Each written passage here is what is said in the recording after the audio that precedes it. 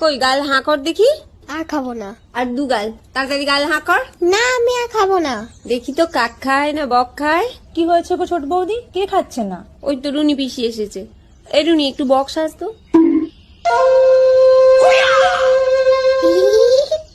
একটা মাছ না, এটা বক নাকি পিসি কুম্পু করছে। দেখি এবার হাঁ কর দেখি। এটাই লাস্ট, আর খাবো না কিন্তু।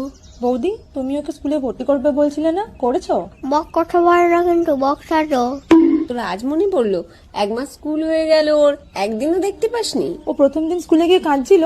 কাঁদবে না আর, সে কি কান্না। ওর দিদিমণি আবার ওকে 2টো লজেন্স দিল। কোন স্কুলে দিয়েছো গো? ওই তো বড়টা যেখানে পড়ে সেখানেই দিয়েছি।